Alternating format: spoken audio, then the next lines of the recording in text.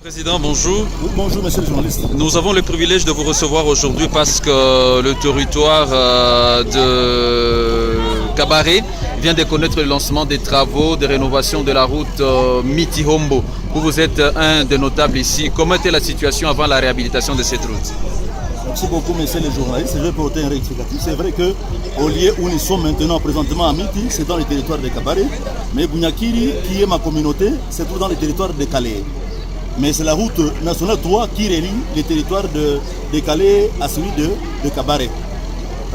Notre impression, c'est-à-dire dans les temps, nous étions vraiment inquiets parce que nos revendications étaient à chaque instant présentées auprès des autorités des instances différentes, provinciales et nationales, autour de la question de la RN3, mais qui jamais ne trouvait pas de gain de cause. Nous sommes très satisfaits parce que la route est devenue impraticable.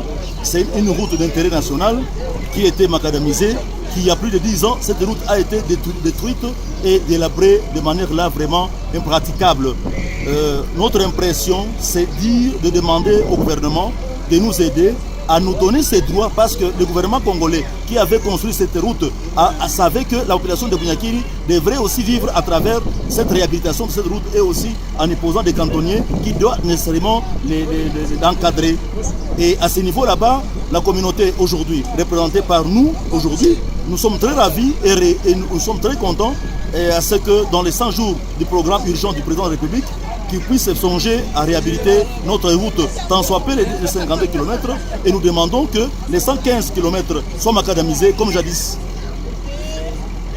Les noms? Les noms, c'est, on m'appelle Xavier Bachirongo, je suis le président de la communauté Sud Kivu.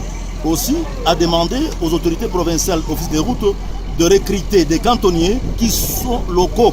C'est-à-dire, nous ne voulons pas qu'on nous amène des cantonniers qui proviennent de Bukavu, qu'on recrute au niveau de Kabaré, et au niveau de Kalonge et de Bunyakiri, pour que la jeunesse, aujourd'hui, peut-être qui ne se plie, qui se trouve démunie, désœuvrée, qui peut-être trempent dans des situations insécuritaires, peuvent aujourd'hui être encadrés par les travaux de réhabilitation de cette route et par les plaidoyers de nos députés, de la communauté, de nos BAMI et aussi des autorités provinciales. Et nous disons grand merci au président de la République. Nous vous remercions. Merci bien.